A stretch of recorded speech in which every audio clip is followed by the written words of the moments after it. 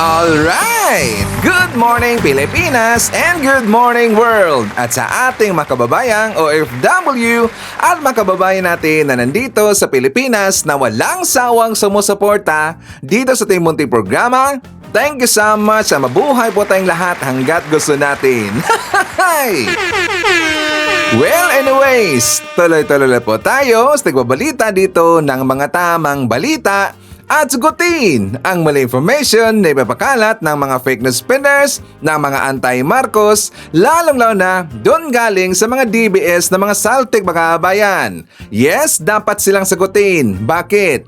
Kasi mag-aayat sila na lagi pong nainira araw-araw kay BBM at sa Marcos session sa katagal mga kabayan, akala mga paninira, aba totoo yan sa mata ng ibang tao. So dapat silang sagutin kasi ang bagong Pilipinas, bawal po ang mga sinungaling. At syempre, kasama niyo pa rin si Sir Ivan, ang pinakabulol na vlogger sa balat ng YouTube. May bibigay sa inyo ng mga totoo at mga preskong balita na kinukuha natin sa ating kapitbahay na social media. So magandang buhay sa ating lahat mga kabayan and a happy Sunday sa ating lahat. Okay, so before tayo mag-start mga kabayan, well, syempre, as usual, i-check mark natin ang ating mga viewers na may maraming comment dyan sa baba sa ating comment section, ang ating pong top 5 commenters.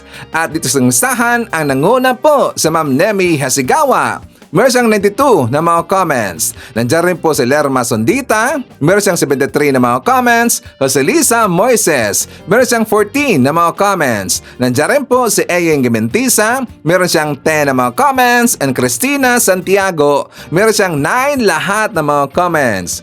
Again, thank you so much po sa ating top 5 commenters. At syempre, pasalamatan natin ating po mga silent viewer dito sa ating channel. Thank you so much. At syempre, pasalamatan rin po natin ang lahat ng mga viewers na lagi pong nagla-like, lagi na pong nag-shares ng ating mga videos, at doon sa ating mga viewers na nasubscribe sa ating channel. Thank you so much. At syempre, i-acknowledge natin ating pong mga channel members. Nandyan si Pusong Inami, Tess Noses, Barbara Butler, Cosmo Defender, Katita Darl, Edmond Casellejo, Samuel Membrado, and Via Bibar. I-greet natin mga kabayan ating pong mga suki, mga early birds. Yan ang guna sa pag-comment dyan sa baba sa ating comment section. Nandyan sila si Maria Midasiplon, VUT, Samway Vlog from Riyadh, Saudi Arabia. Nandyan rin po si Emmy Mapalad, Rales Carlinga, Leonardo Celiero, Elizabeth Habihan. I-greet natin si Jaime Perez, Martina Cabello, Kaluyal Milestan. Nandyan rin po si Nelson Jr. Yap, Marites de los Santos, Ricardo Lopez, Haitsua Juliana Ronquello, Elmer Pinaranda, Elsa Narvaez, BGA Solo Surveyor, at nandiyan rin po si Jaime Garcia from Nottingham, UK. Siyempre, i-shoutout natin ating po mga pinalangga ng mga legends, ang mga senior citizen. Hala po, kumusta? At siyempre, i-greet natin ng happy birthday ang lahat ng mga viewers na nag-celebrate ng kanilang birthday ngayong araw. Happy birthday! Okay, so kumusta ang lahat mga kabayan? How are you today? Well, today is a Sunday mga kabayan, and I'm very sure that some of you or baka kayong lahat mga kabayan nag-relax po sa ating bahay kasi Sunday. Ang iba naman, siyempre kasama ho natin po ang ating kanya-kanya mga pamilya. Ang iba, nandun na po sa ibang lugar, nag-relax mga kabayan. So don't worry, doon po sa mga kababayan natin po na nag-relax ngayong araw, nandyan lang po sa kanilang bahay, akong bahala sa inyo. Bubusagin natin ang inyong umaga sa mga balitang mga totoo mga kababayan. At syempre, malilibang pa rin po tayo po ng mga fake news kasi meron pa rin pong napapakalat po ng fake news mga kababayan kasi gusto nilang utuin, gusto nilang gawing tanga ang kanilang mga followers mga kababayan. So DDS, be ready. But before that mga kababayan, before tayo babanat doon, meron akong ipaparinig sa inyo. Kung ano ang inyong reaction dito sa sinabi ni yung kapatid po ni Banat Bay mga kababayan, si Coach Oli. Kasi according sa kanyang live kagabi mga kababayan, sabi niya, sinuportaan nila si Sara Duterte pero hindi daw sila bayaran mga kababayan. Maniniwala ba tayo na hindi sila bayaran ang mga DDS makabayan? Please comment sa baba, babasahin mo mamaya ni Sir Ivan. Ito po ang ating ebidensya. Alam ito ng mga kapwa ko vloggers, wala pong binibigay ang Duterte. Kaya alam nila yung pagtatanggol namin sa kanila organic. Organic daw. Hey! Maniniwala ba tayo na hindi sila bayaran makabayan? Banateros pa. Sinungaling talaga eh. Gusto kong tawagan dito si Kap ninyo makabayan para sila pagmumurahin dito eh. Kilalang kilala po ni Kap ninyo itong mga banateros makabayan. Diba palagi ho yan sinasabi po ni Kap ninyo sa kanyang live? Kasi inamin niya noon makabayan nung time po na siya pa ay isang DDS. Diba DDS yan si Kap ninyo noon? Before niya siniportan ngayon ang admin makabayan. Diba sabi niya, makailang beses niyang sinabi itong mga DDS malaki daw ang bayaran doon makabayan. Binanggit pa nga ni Kap ninyo kung magkaano makabayan, malaki talaga eh. Tapos ngayon sasabihin ni Coach Oli hindi daw sila bayaran makabayan. 'Di ba? Gonggong talaga eh. Ang sure na sure dito na hindi mga bayaran yung mga pro admin vlogger. I am very sure, 1,000% amin ko dito, hindi bayaran si Sir Ivan. Nabayaran na po si Sir Ivan sa pamamagitan po ng YouTube. Kasi nabayaran na po si Sir Ivan sa pamamagitan po ng inyong panunood ng mga advertisement makabayan. Sa inyong pabibigay po ng mga pakulay, mga super thanks, at saka sa pamamagitan rin po siyempre sa inyong pagpa-member ng ating channel makabayan. Pero wala pong politikong nagbabayad kay Sir Ivan. Ako ay totoong organic makabayan and I believe also ang aking pong mga kasama po ng mga pro admin vlogger. Walang bayaran dito. Bakit? Napaka-kuripot po ni PBM. Kuripot po yung mga Ilocano makabayan. Totoo naman talaga yan eh.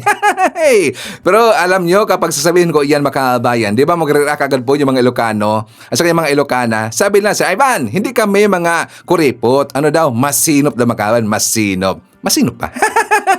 Hindi ba kuripot? Hindi po bayaran. Pero ang mga bayaran makabayan, nandun na ho yan sa kabilang kampo. Okay? So anyways, alam niyo ba, may nasagap na balita si Ivan galing sa ating informant. Ano Sir Ivan? So before tayo magbalita po ng ibang topics makabayan, pero ito, isa po sa ating main topics. Babalikan na po natin ito mamaya. Pero ang mga DDS, I am very sure, 1,000% magkaka-stress dito sa aking balita makabayan. Magpapanig ito sa aking ibabalita. Pero uunahan ko na po kayo makabayan na hindi ko sasabihin lahat siyempre. Hindi ko sasabihin dito lahat ng mga detalye kasi nga ako po ay nangako. 'Di ba? Kasi kapag medyo very obvious na makabayan, magagalit ho sa akin ating informant. Baka hindi na po tayo pagkakatiwalaan makabayan, 'di ba? So, uunahan ko na po kayo. I am very sorry, hindi ko sasabihin lahat ang ang buong detalye makabayan. Pero I can assure you, 1,000% magkaka-stress dito ang mga DDS. Kung ano yan, mamaya pag-usapan natin yan. But before that, dito muna tayo po, mandidibang ho tayo po ng mga fake news ng kabilang kampo. Ano yan, Sir Ivan? I am very sure that alam nyo na po na ilan po sa mga DDS vlogger na wala ang kanilang mga accounts makabayan. Ipakita ko na sa inyo yung balita makabayan. Dito po sa post, Facebook page ng mga Duterte supporters, unti-unti nang nawawala matapos ang pag-imbita ng TRICOM. So ayon sa balita makabayan, babasahin ko lang po ng konti. Galing po dito sa balita para sa Bagong Pilipinas, matapang lang pag hindi pinapansin. Facebook page ng mga Duterte supporters, unti-unti nang nawawala matapos ang pag-imbita ng TRICOM ukol sa pag-imbestiga sa malawakang disinformation na nilalaganap ng mga Duterte supporters. Pinaghihinalaang nag-deactivate ng account ang mga naturang vloggers o di kaya ay sinuspende ng Meta or Facebook dahil sa paglabag nito sa community guidelines. Kaya ugaliin nating maging mapanuri. Okay? So yan ngayon po ang ipinapakalat ng mga DDS vlogger na ang kanilang mga account makabayan tinanggal daw ng Facebook, na deactivate ng makabayan o talaga pong dinelete ng Facebook. Diba? Alam nyo, itong mga DDS, ginagawa tayo ng parang ngayon na tayo ipinanganak mga kabayan. Diba? Ginawa tayong tanga talaga eh. Ginawa tayong bobo dito. Alam na ho natin ang kanilang plano noon pa mga kabayan. Maalala ho natin, diba, during po sa TRICOM hearing mga kabayan na mga fake news peddlers na kung saan inibitahan itong 40 na mga DDS vlogger. Hindi naman ito lahat DDS vlogger. 39 pala lahat. 39 lahat po ng mga DDS vlogger mga kabayan. Na instead, sila ay pupunta doon, sisipot doon sa TRICOM hearing, dumiretso sila doon sa Supreme Court mga kabayan. Kasi nag-file sila ng petition para ipatigil daw yung isinagawang hearing doon sa TRICOM mga kabayan. Diba, dumiretso sila doon. Nag-file sila ng certiorari. And after that, nagkaroon dito ng press con mga kabayan.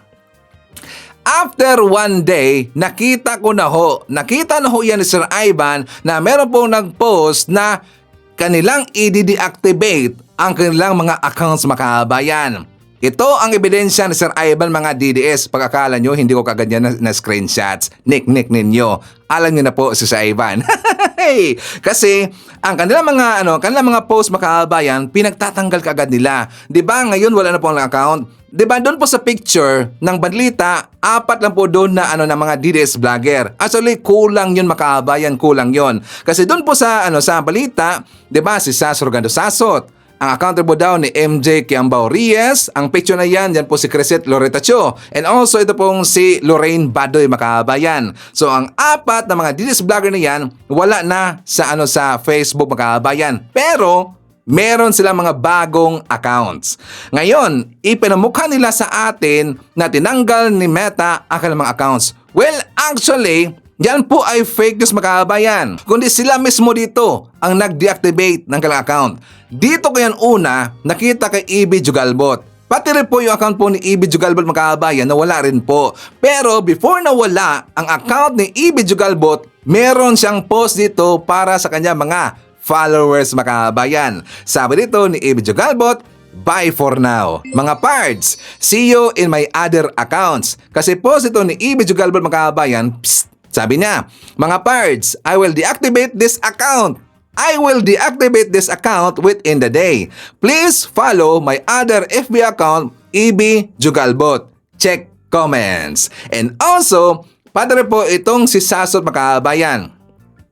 Sas Facebook accounts deleted, FYI daw. The personal Facebook account of Sas Rogando Sasot and her page for Motherland Sas Rogando Sasot has been taken down mga kabayan. Pero nung time po na kanyang pinost yan, hindi pa ho yun natanggal mga kabayan. Hindi pa ho yun natanggal. Diba?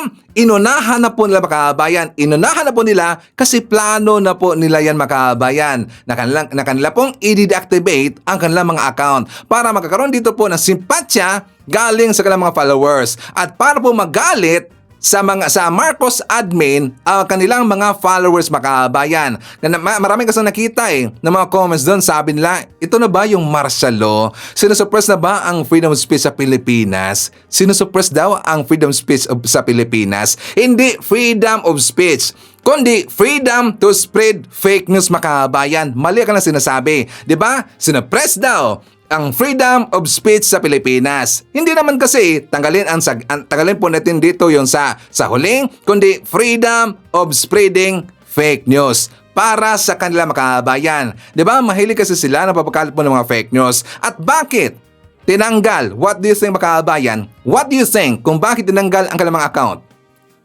Or deactivate ang kanilang account mga kabayan? Bakit kaya? Di ba naalala nyo, nagpunta sila sa Supreme Court?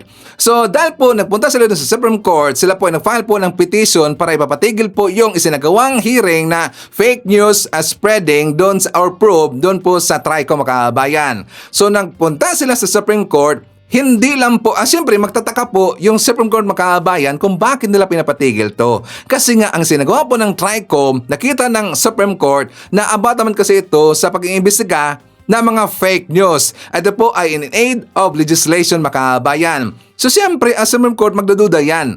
Ang kanilang mga account ng mga DDS, iimbestigahan rin po yan ng Supreme Court. Correct ba mga DDS? Di ba? Iimbestigahan rin po yan ng ng taga Supreme Court mga kabayan. So ginawa dito ng mga DDS, dineactivate nila ang kanilang mga accounts para walang ebidensya mga kabayan. Pero pag-aakala nila, wala na mga screenshots mga kabayan. Di ba gunggong talaga eh.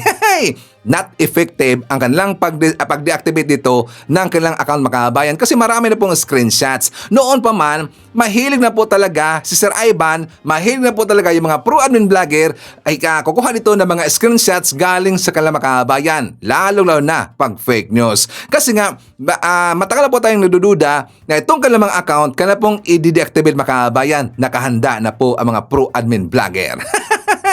O diba, DDS, hindi kayo makakalusot. Nakakatawa naman. Okay, so, mga kahabayan ko, pag-usapan natin.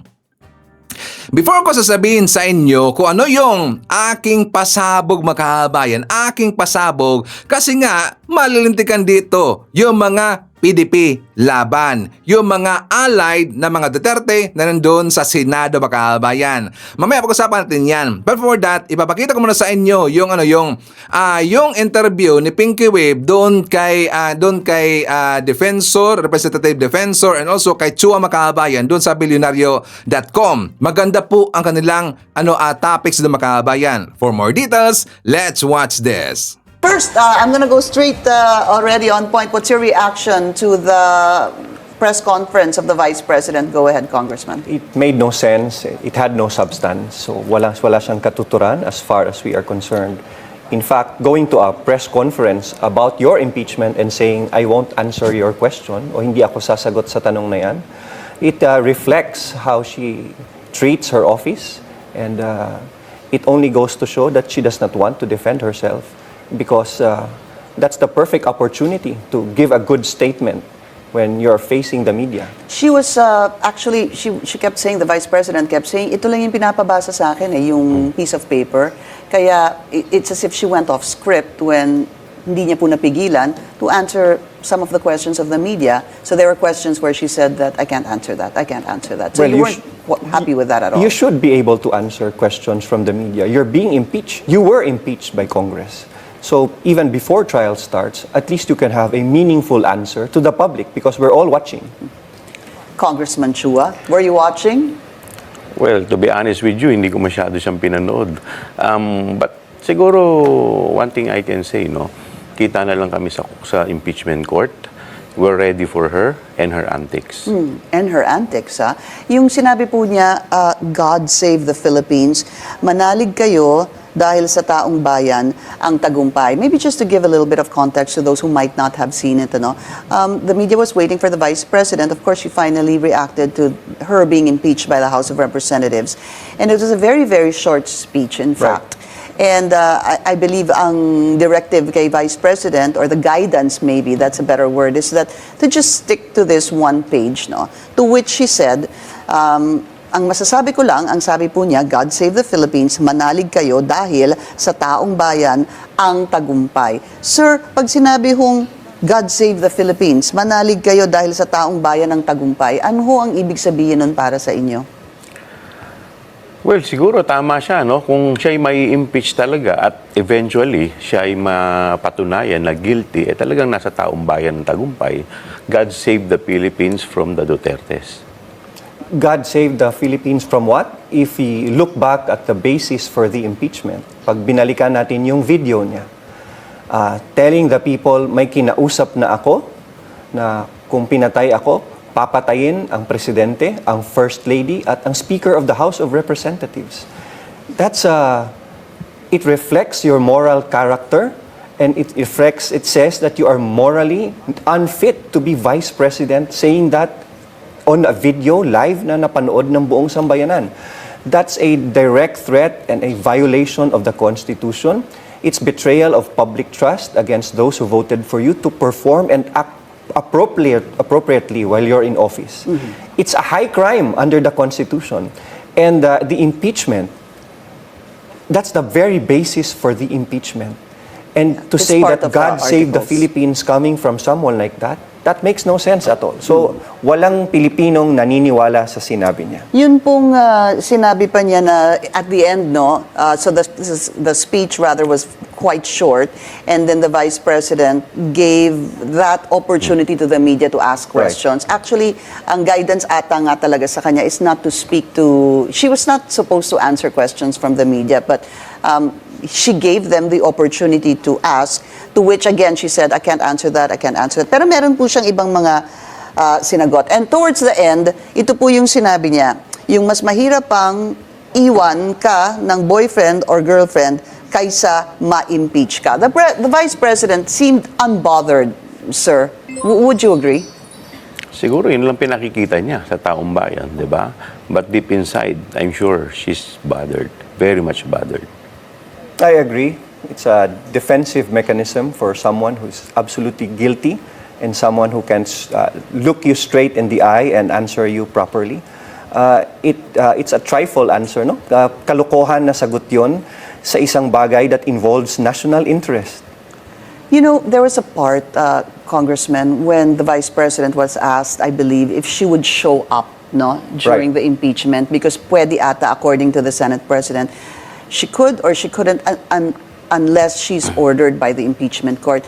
I think there was a part where she said that hindi na lang siya magpupunta para hindi kayo the word escapes me right now, pero siguro maapektuhan.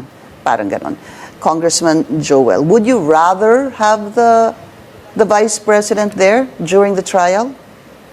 Well, siguro depende sa articles na itatalakay, di ba? Because I think doon sa Article 1, tingin ko kailangan niyang pumunta at magpaliwanag, di ba? Kung ano talaga yung nasa isip niya. So, depende yan kung ano magiging diskarte ng defense. But insofar as we are concerned, napanood natin yung video, maliwanag na maliwanag. At kagaya nga na sinasabi ni Congressman Lawrence na talagang that's betrayal of public trust and other high crimes. Congressman, you're talking about the supposed or alleged threat. Yun po Not yung only sinasabi threat, niyo. but the hiring of the assassin. Okay. We have, I think we have that statement made by the Vice President early on during the press conference, basically saying that hindi niya sinabi yon at kayo lang ang nagsasabi nun. Let's play that. I did not make an assassination threat to the President. Sila lang nagsasabi niyan. Sila lang nagsasabi may assassination, sila nagsasabi may assassin, may gunman. Sila, I would assume kayo, kasi yun po yung not first just us. article. Ang mga Pilipino ang nagsasabing ginawa niya yon because everyone saw the video. It's not us, yung sila. It's not the prosecutors or the members of the House. It's the public ang nagsasabi. Pinky, siguro lahat naman tayo nakapanood nun. Di ba? At nakita naman natin kung gaano katindi yung mga binitawan niyang salita. At saka yung threat, hindi lamang sa ordinaryong tao. Kung kaya niyang i-threaten ang presidente ng Pilipinas, ang First Lady at ang Speaker of the House, how much more? Isipin mo na lang kung dumating, tandaan mo, siya ang magiging, siya ang pangalawang pangulo, siya ang dapat hahalili sa presidente kung If something sakasakali happens to the na ang presidente ay mawala. So could you imagine kung ano yung state of mind ng pangalawang pangulo? Nakakatakot. Hindi ho ba, kasi pagka tinanong po si Vice President or tinanong siya in the past about this, no, it was always hinged on, kapag namatay ako, ibig sabihin, mangyayari lang yon kapag namatay ako o may premise, kumbaga. Condition. May condition, kumbaga. Is that not acceptable to either one of you? Of course, it's not acceptable. Whether or not there is a condition, if you engaged or talked to someone and made him or her commit na patayin ang presidente, whether there is a condition. Mamatay man ikaw o hindi? Oo, hindi. It doesn't matter. It doesn't matter. It means that you already engaged with someone. Kinausap mo na yung isang tao. Pero para hindi naman pumatay. daw mangyayari kung hindi siya mamamatay. Yun, The fact that you are the Vice President, you swore an oath to abide by the Constitution, may kinausap ka ng taong handang pumatay ng presidente who is the Commander-in-Chief of the Armed Forces, who represents the sovereign of this country. Presidente na binoto ng 31 million people. That shows the moral depravity and your moral, unfit ka morally. Okay.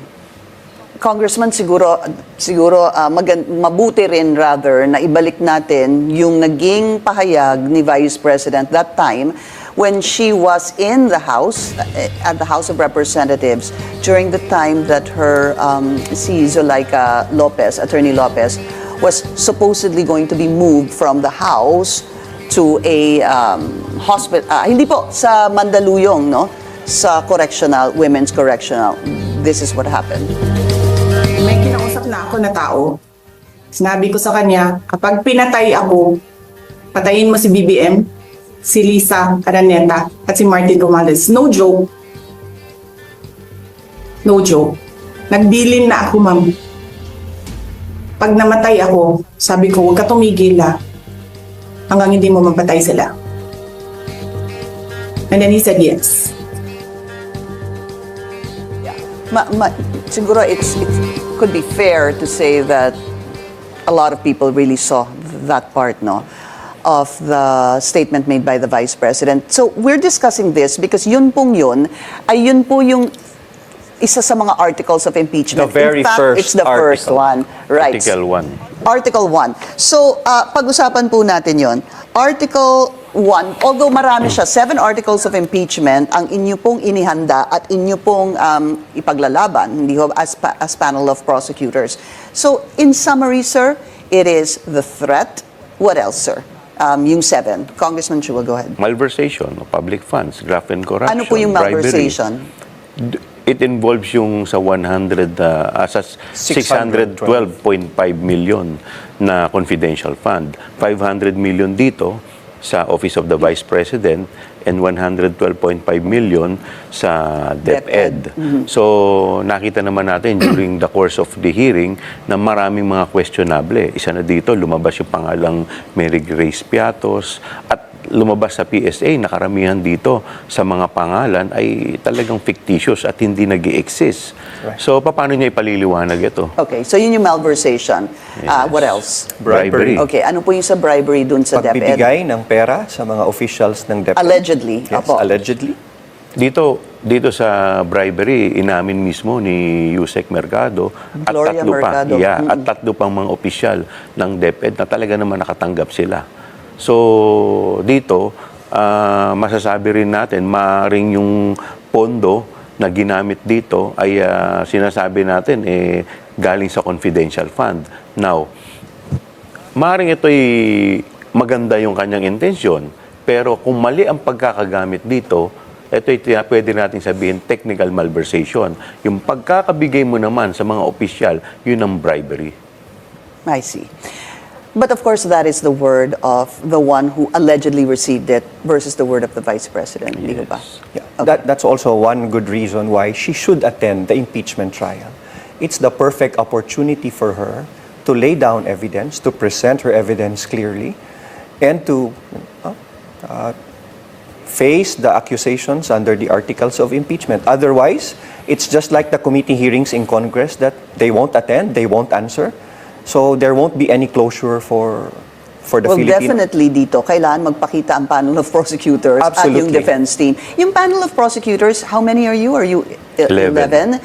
Are you going to hire private prosecutors as well, gentlemen? Definitely. Meron din po. Meron din ako. Okay. Do you have anyone in mind already? Pag-uusapan pa siguro. Yeah, but we will consider hiring private prosecutor. Okay, so before we end that particular issue on the articles of impeachment, again, as I mentioned earlier, 7 po siya. Did we miss anything? Malversation, betrayal of public trust, high crimes already mentioned, May destabilization. And the last article is that the totality of all the accusations as well as her character in acting as vice president, na nagawa niya yun. The Constitution provides for very broad definitions of... Can you explain that, sir? Because the totality of the respondent's conduct as Vice President, including her commission of the foregoing acts, clearly display conduct constituting a betrayal of public trust, culpable violation of the Constitution, graft and corruption. What do you mean by the totality of her conduct? Totality of her conduct from Articles 1, 2, and 3. So kasama dyan ang betrayal of public trust that the Constitution does not define. also culpable violation of the Constitution, as well as high crimes. But when we put together what the Constitution is intended, what it has intended by our framers, while right now they may not constitute a direct crime, it reflects a gross faithlessness in public trust. Inelect ka sa isang mataas na posisyon as Vice President of the Republic of the Philippines, and you can say something about killing a president or talking or engaging to someone to possibly kill the president. You won't answer allegations of misuse of public funds. You won't answer allegations of bribery. Kasama yan. So the totality... Yun ang totality. Yes. Was there a need for that, Congressman Joel? there Yung a need for- 7, oo. Yung lagay pa yung totality. Well, Ang isa-isa nyo na eh. Well, actually, isa lang naman dyan ang mapatunayan namin. Enough. Enough na eh. So, but of course, baka mamaya meron pa kami mga, in the course of the trial, baka meron pa kaming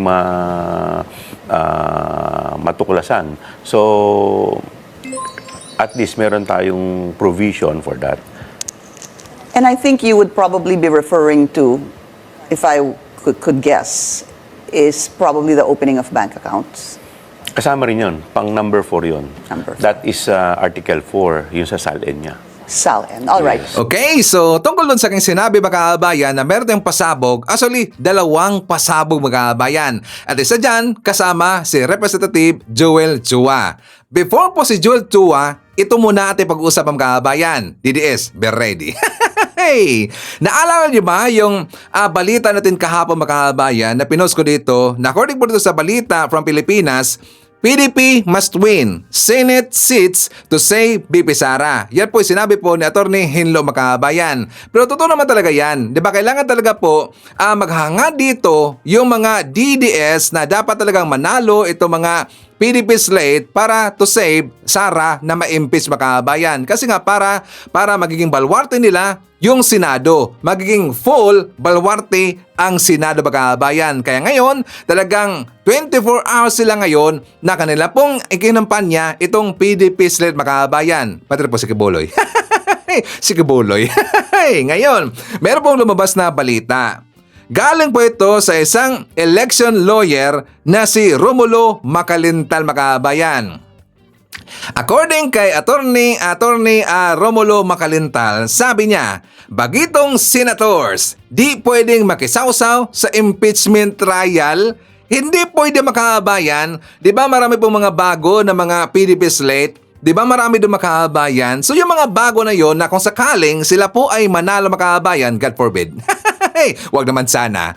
Kung sakaling sila po ay manalo Makabayan, so hindi talaga po dapat sila manalo kasi kawawa po yung Pilipinas Makabayan. Kapag sila po ay manalo, 'di ba? Siyempre happy dito yung mga DDS. Happy dito yung mga Duterte at lalong-lalo na si Sara Duterte Makabayan. Pero dito po sa sinabi ni Atty. Romulo Macalintal, abay biglang nagpanik lahat Makabayan. Kasi magiging useless. Magiging useless ho yan. Kahit manalo po sila si Ipi, manalo sila si Kibuloy, yung pong singer Makabayan, saka marami pang iba, bawal silang makisawsaw sa impeachment trial Makabayan. Ano na? DDS. Siguradong siguro tayo na aalma na naman po dito yung mga DDS Makabayan. Ano nga sasabihin? Sinusuppress nila dito or nagkaroon na ng martial law Makabayan. Not just that, DDS. Ito na, ipapasok natin po itong si Representative Joel Chua Makabayan. Ano yan, Sir Ivan? I think some of you, nakita nyo na po yung balita the other day Makabayan na yung 11 panel prosecutor ng impeachment ni Sara sa House Makabayan, nag-usap-usap kasi sila na according to po sa balita, Senate allies may have to inhibit from BP trial. So dito sa balita Makabayan, mabasahin po natin ng konti. According sa balita po ng Global Daily Mirror, as the impeachment case against Vice President Sara Duterte moves to the Senate, one of the 11 legislators tapped as prosecutor said, the inhibition of allied senators is being considered. Sabi nito ni Joel Chua, we'll see if that's possible. referring to suggestions that senators allied with Duterte must inhibit themselves from the impeachment trial. We will wait for our team to convene first and then we will discuss all the options. Kasi ang kanyang pinaparinggan dito mga kabayan, di ba, yung mga alay, siyempre ni Digong, sila si Bato de la Rosa, sila si Bongo, si Rebonhol Padilla, and also ito pong presidential sister na si Senator Amy Marcos mga kabayan. Kasi sila po dito yung noted, identified po na allied ni Sara Duterte. So kapag nandun sila mga kabayan sa trial, magiging bias na po kagad. 'Di ba? Hindi pa nga nagumpisa yung impeachment trial ni Sara. Nabigyan ho sila ito ng statement na kung saan ilalaban daw hanggang sa dulo si Sara Duterte mga kabayan. Ang impeachment case si Sara. Yan po sinabi po ni Amy Marcos. Pati rin po itong si Bato de la Rosa. Diba sabi niya na kapag hindi daw sila mananalo ngayong 2025 bilang senator makahabayan, kawawa daw. Wala daw magdidepensa dito kay Sara Duterte. Kapag hindi daw manalo, ito si Bato at saka ito si Bongo makahabayan. Pati rin po si Robin Hood. Diba? Sabi na nga niya na siya po ay mag-decline makahabayan o siya po ay mag-no. So before, alam ho natin ang kanilang desisyon dito. So ngayon, ito na po ang galing sa ating puting ahas ba? Hey, galing sa ating informant makabayan. Ano sa Ivan? Diba sinabi ho yan ni Joel Chua na magmi-meeting sila makabayan kasama dun ang mga 11 prosecutors, a panel of House panel prosecutors na kanila pag-uusapan na ipagbabawal ho yung mga alay ni Sara Duterte during sa impeachment case makabayan. Ipinagbabawal. So maliligwak dito, planong ililigwak dito sila si Bato, si Amy Marcos, si Robin Hood, also itong si Bongo makabayan. Maliligwak dito. Sila po ay pagbabawalan makabayan, 'di ba? Inhibit. So ngayon, kagabi, meron dang meeting nangyari. Sinong kasama Sir Ivan? Hindi ko lang babanggitin kung sino kasama doon ni Joel Chua. Pero meron daw nandun galing sa kabilang kampo makabayan. Galing daw sa Senado. 3 daw eh. According sa ating informant, 3 daw makabayan. Nag-meeting sila kagabi. Pero ayaw kong sasabihin kung ano ang desisyon ng mga senador makabayan. Siyempre, maraming magagalit sa atin. Kasi nga siyempre na sila po ay nag-trust sa akin makabayan. Pero alam ko na po ang desisyon DDS. 'Di ba? Ano na. So ngayon, antabayanan natin yung makabayan, hintayin natin na siya na po dito ang magsasalita kung ano ang desisyon ng kabilang kampo in the coming days sa makabayan. So kapag mayroon na po tayong makita na in-interview na isang mababatas makabayan tungkol dito sa tipid ko usapan, yun na yun, okay? So hihintayin natin in the coming days makabayan. Ano na, DDS, be ready. Hey, 'di ba? Pero alam niyo kaabayan, hindi lang naman po alay dito sila si Bongo, si Robin, si Amy at saka si Bato. Meron pong iba makaabayan. 'Di ba? Like for example, ang mga bilyar. 'Di ba? Si Bilyar, si Rebilla. 'Di ba? Sila po yung mga alam na mo natin na talagang sila ito po ay maka-Duterte makaabayan. Kahit medyo sumisigway sila sa pagdidepensa dito kay Sara, pero kitang-kita na ho natin yan kasi meron silang utang na loob makabayan. So sana pati rin nga si Bilyar at saka itong si Rebilla and the others makabayan ay ito yung pagbabawalan din po. Dapat sila po i-inhibit makabayan during dito sa impeachment case ni Sara Duterte. Agree ba tayo na sila dito ay i-inhibit makabayan? Please comment sa baba, babasahin niyo mamaya ni Sir Ivan. Okay? So anyways, before tayo mag-jump po sa next topic mga kabayan, iset naman natin. Nandyan po si Evelyn Academia. Hi to Ashen, Lorna Martinez, Wilma Medina, nandiyan rin po si May Santos from Rodriguez, Montalban, Rizal. Hi to Maria Loan Del Mundo, nandiyan rin po si Evan Delina Mamdo. Hi to Myrna Fernandez, Wilma Camato from Toronto, Canada, Victoria Afos. Nandiyan rin po si Lucrecia Candido, Expedita Hakama, CBS Vlog. I-shoutout rin po natin si Estila Rosal, Rolando Serino from Paris, Rons Ariglo Molino Ramos. Nandiyan rin po si Nono Vlogs, Rose Kual, Evelyn Garcia, Sports Shinobi from South Korea, and hi to Shirley Fernandez from UK, and from Hong Kong nga pala, from Hong Kong. Shoutout daw sa kanyang co-workers na nandyan sa Silent. Is it Silent or Celine? Celine French Restaurant na si Ate Heidi and Wendy. Solid kakamping daw sila makabayan, pero sinuportaan nila si PBM. So thank you so much nga pala no, sa mga kakampings. And also hi kay Mario Lamadred from La Union. Mga kababayan ko, before tayo babalik doon sa mga mainit na mga issues, siyempre good news muna tayo. For more details, let's watch this. Nag-courtesy call sa Malacanang ang presidente at chief executive officer ng Mitsubishi Motors Corporation.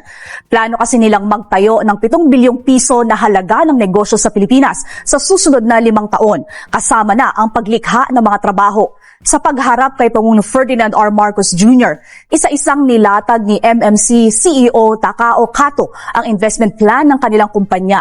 Kasama sa expansion plan ng Mitsubishi Motors ang paggawa ng mga bagong kotse sa Laguna. Natuwa naman ang Pangulo at sinabing mahalaga sa Pilipinas ang itatayong negosyo ng Mitsubishi. Bago nagtapos ang pulong, masayang sinabi ni Kato na napili nilang mag-invest sa Pilipinas dahil matatag ang ekonomiya nito.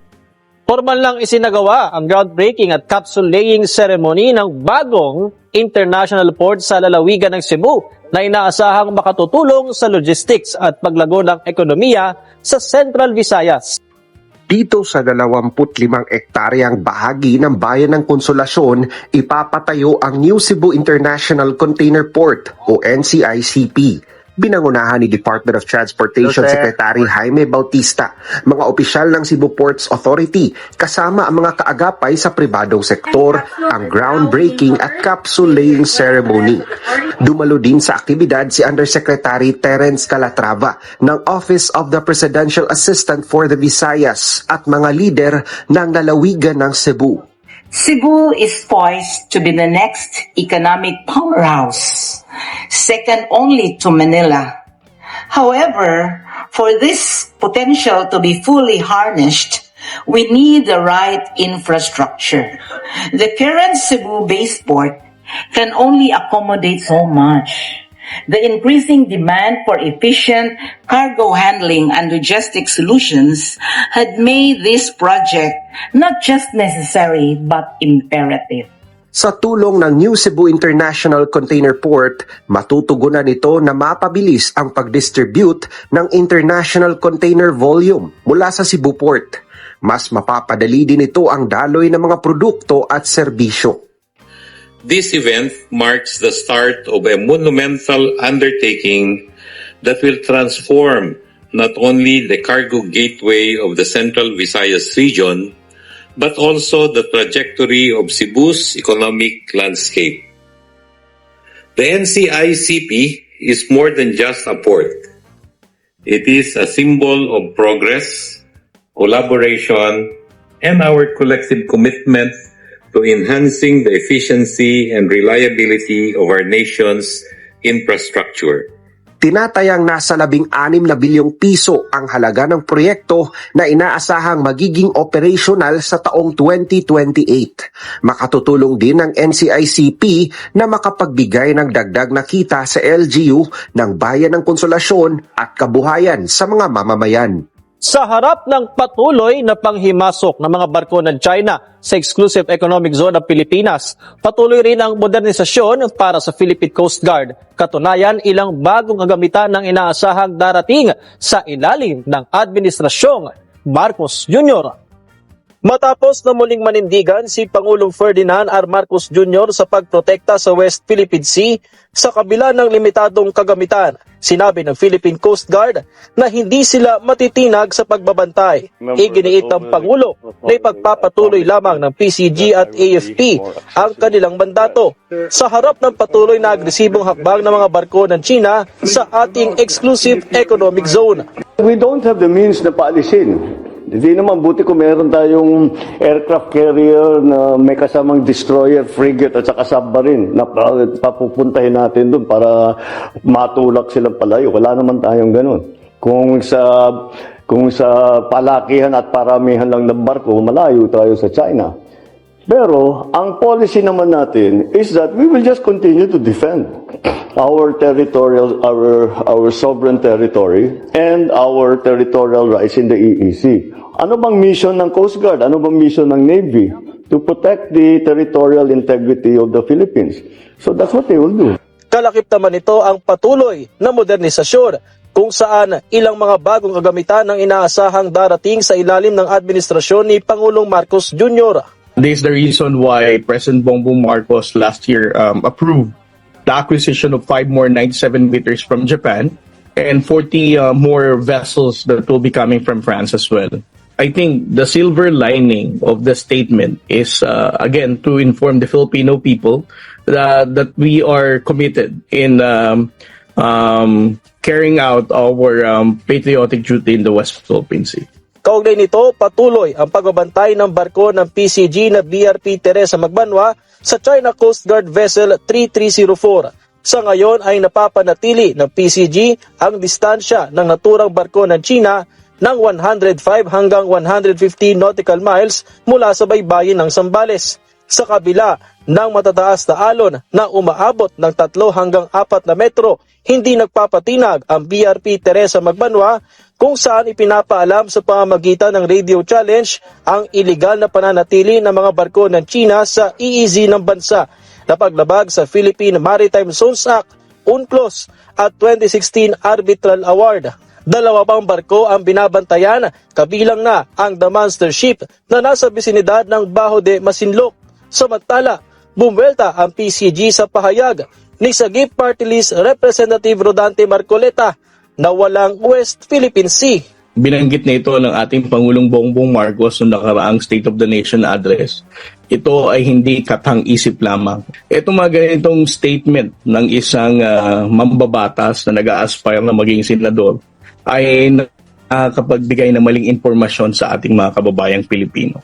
Our transparency efforts that we're doing under this administration is for us to provide correct information sa ating mga kababayan para magkaisa tayo para tindigan ang laban natin sa West Philippine Sea.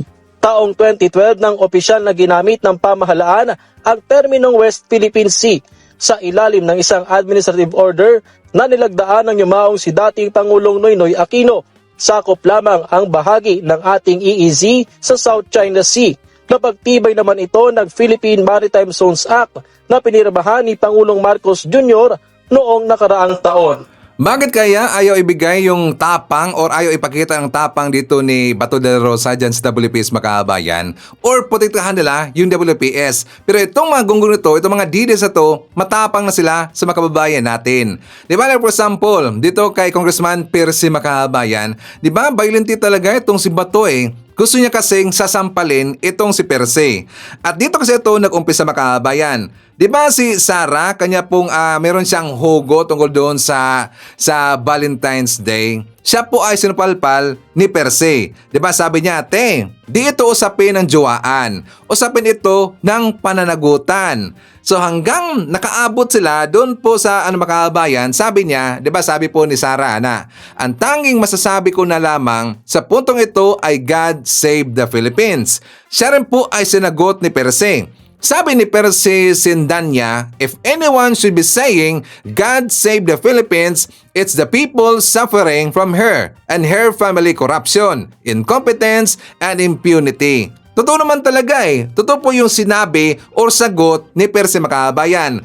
Kaya lang, hindi yan nagustuhan ni Bato de la Rosa. So, ang sinabi ito ni Bato de la Rosa, yang mukha mo, sinapak ng di natin alam kayang ngiwi. Lumapit ka nga dito kasi sasapakin kita sa kabilang mukha mo para balanse.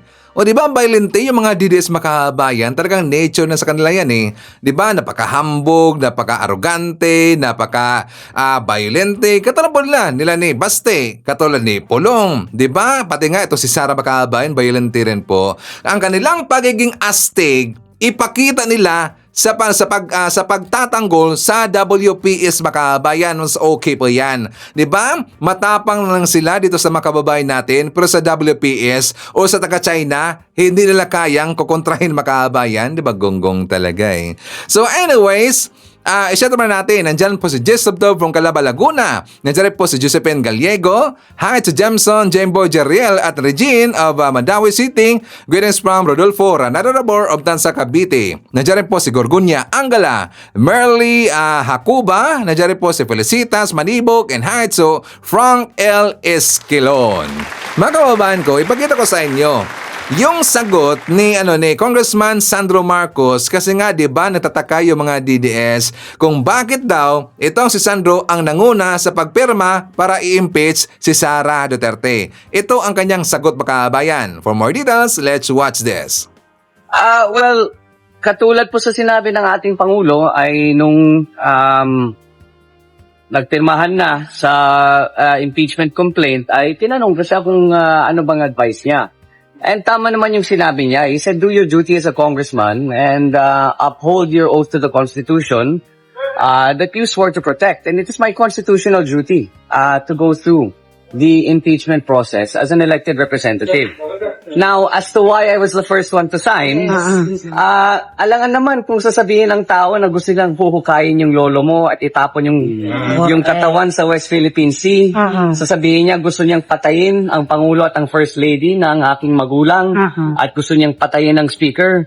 Ba't naman nagugulat ang tao na pipirma ako dyan? These are statements that can't be taken lightly, especially from someone with such a high position. So, nagtataka na nga ako kung bakit nagulat yung tao. Alangan naman kung sasabihin mo, huhukayin mo lolo ko. Of course, I'll be the first one to sign. That should come as no surprise. So that's why I was the first one to sign. As to the allegations that I was the one who spearheaded the movement for the fourth complaint, katulad sa sinabi ng Pangulo, I think people give me too much credit. I was given the opportunity to sign, and I did sign, but I did not spearhead any movement, or I did not try to convince anyone to sign. I think they did that on their own volition.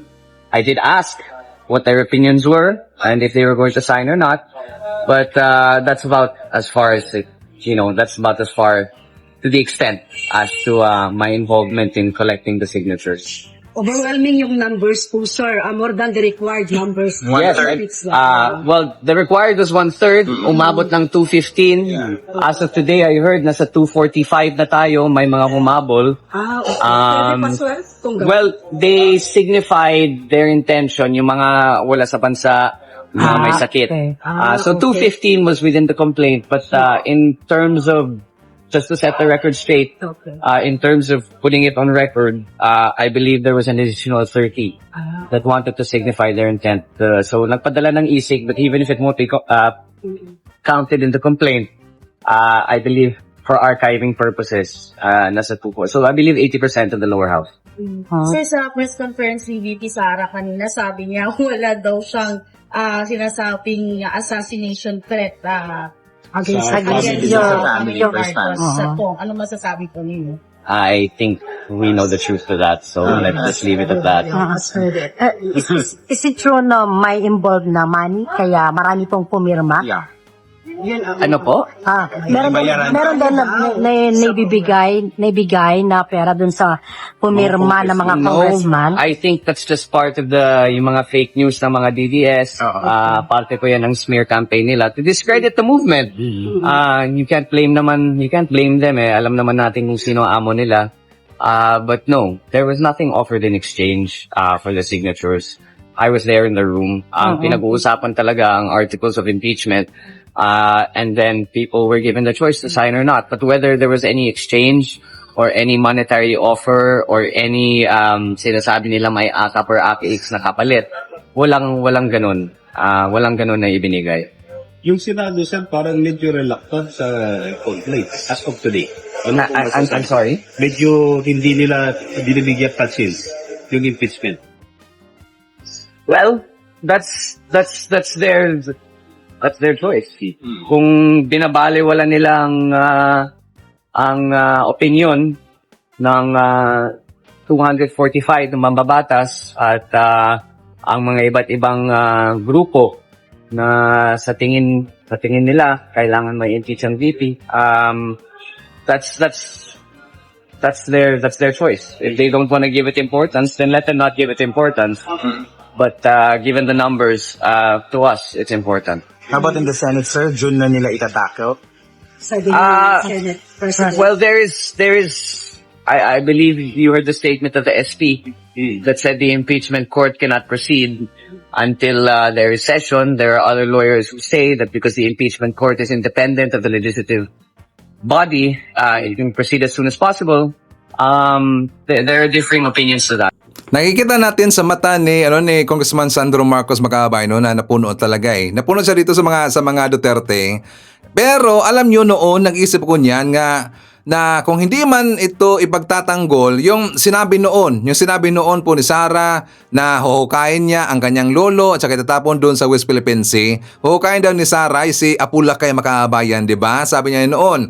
Tapos dito po sa kanya sinabi na pagbabanta niya sa First Family, sabi ko na meron talaga ang Marcos ito na magre-react Makabayan or re-respect dito. Pero hindi sa katawan ni Senator Amy Marcos. Ayaw niya kasi siya po ay Duterte Makabayan. Sabi ko meron talaga dito eh. So ito pa lang si Sandro Marcos Makabayan. Ito na po ang kanyang respect. Ang respect ni Sandro, siya ang nangunang pumirma sa impeachment case ni Sara or ipapa-impeach itong si Sara Duterte. 'Di ba? Simple as that. Ganun lang po rumisbak ang mga Marcos Makabayan. So anyways, ipakita ko rin po sa inyo ang vlog ni Mike Abe. For more details, let's watch this. Nagsimula na po ang silipan, bintangan, at siyempre ang dating dyan, siraan. Ito po ay related pa rin sa issue ng mga Duterte, politiko man o hindi.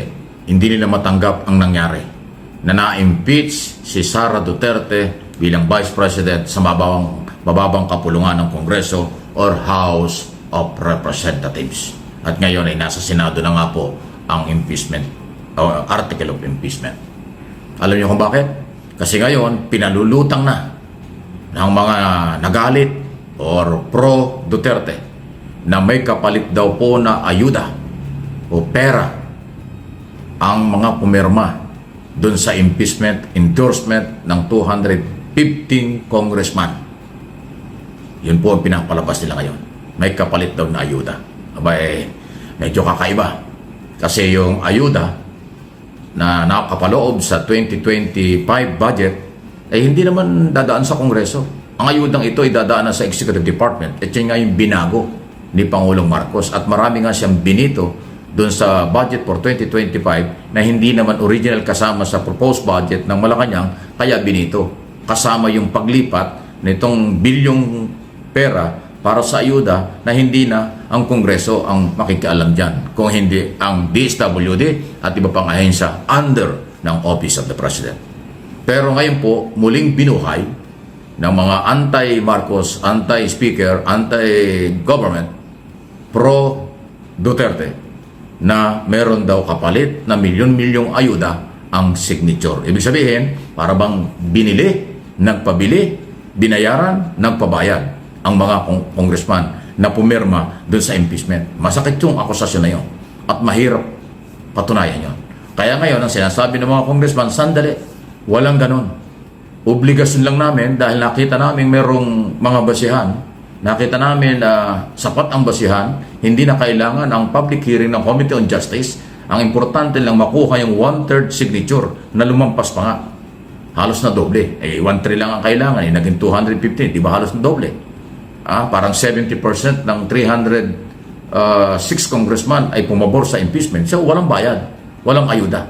Nakita nila, dahil alam naman natin, ang mga congressman, ang Kongreso, ang siniraan, binanatan, hindi nirespeto ng Office of the Vice President at ng mga Duterte sa matindi nilang akusasyon before at kung ano mga sinabi. So yun ang naging basihan. Kaya ang mga congressman ay nagkaisa na sumobra pa dun sa requirements na numero para ma-impeach si Sara. Ay ngayon, binabaliktad na, nabayaran daw dahil sa ayuda. O, di ba? Ano ibig sabihin yan? Maduming galawan. Meron pang isang issue dyan. Si Dating sekretary at congressman ng Iloilo, Janet Garin, ay pinagbibintangan daw ng kampo ni Pulong Duterte na siya ang promotor daw at nanguna ng signature o campaign para ma-impeach si Sara. Hindi naman totoo yun. Kasi dun sa listahan, ang number 1 na pumirma ay si Sandro Marcos, congressman ng unang distrito ng Ilocos Norte, anak ng Pangulo. Presidential son nga yun eh. So nung pumirma siya, napakarami na sumunod. Kasi ganun kalakas ang impluensya ng Batang Marcos. At hindi lang sa na-influensyahan yung mga nakita nila. Talagang may betrayal of public trust na ang ginawa ng pangalawang Pangulo. Kaya nung mag-umpisa si Sandro na pumirma doon sa listahan na nag-endorse at nag-impeach kay Sara Duterte, nagsumunod na yung mga congressman. Voluntary, walang bayad, walang ayuda. So alam na natin kung bakit pinapalabas na merong ayuda at bayad na galing sa kampo ng mga Duterte para sirain ang kredibilidad ng impeachment, article of impeachment, sirain ang kredibilidad ng Kongreso, ng gobyerno at ng kasama ang Senado. Yun ang purpose niyan. Tahasan ko sinasabi, walang ibang dahilan yan. Dahil wala naman silang ibang magagawa o nakikita kung hindi palabasin na gano'n kahit fake news. Dahil hindi nila matanggap na yung mga congressman ay nabastos, hindi nirespeto ni Sara Duterte doon sa mga hearing sa Committee on Appropriation, Blue Ribbon Committee, sa pag-iimbestiga sa confidential at intelligence fund. At yung masakit yung kanyang pagbabanta na meron siyang inutusan para kunin ang buhay ng Pangulo, First Lady at Speaker of the House,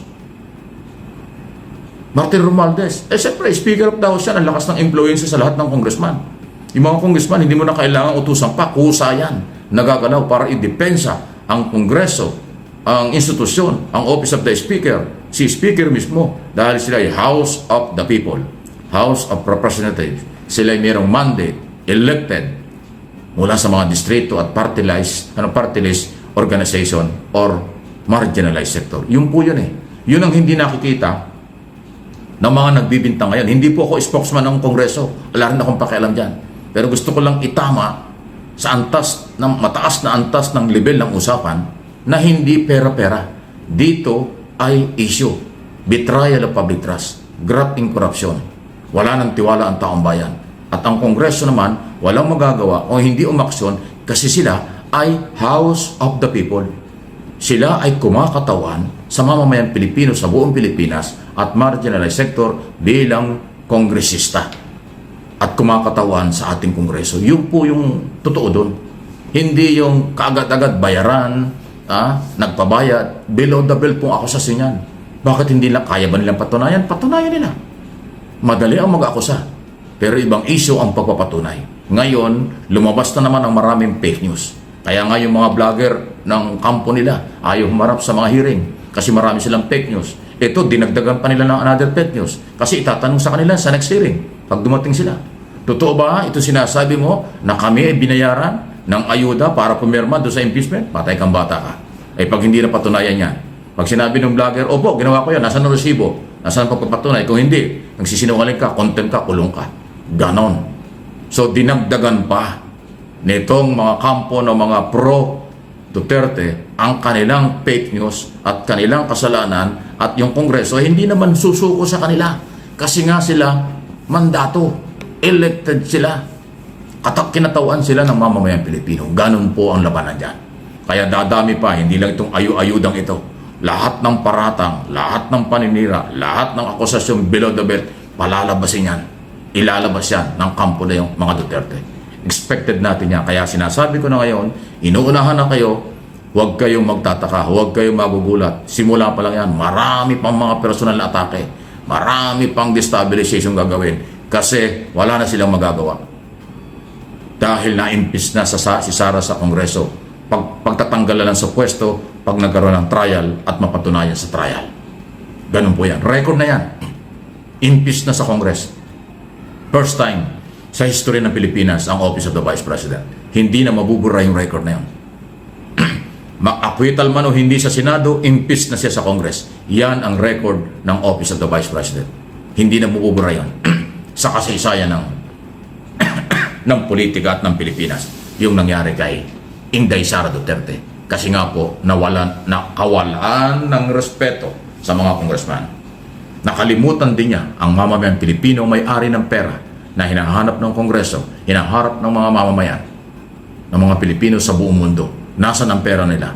Nasaan ang 612 million pesos? Bakit hindi mo pailiwanag ng maayos? Nagagalit ka pa, napipikon ka pa, madami pa kayong drama. Nasaan ang pera ng taong bayan? Yan ang issue. Okay? So, relax lang po kayo. Hindi naman makakawala sa akin yan. Lahat ng mga issue nangyayari sa abot ng aking kakayanan, sa pinagkakaloob ng Panginoon sa ating gawaing araw-araw, kalakasan at pagtagumpay, ipapaliwanag ko sa inyo. Huwag kayong magsasawa. Ang mga galaw nila, galit sila sa akin kasi nabubuko sila. Pero I don't care, wala akong pakalam. Kung magalit man sila, ako sasabihin ko yung totoo dahil mahal ko ang bansang ito, mahal ko ang Pilipinas, mahalin natin ang bayang ito at ang ating gobyerno kasi Pilipino ka.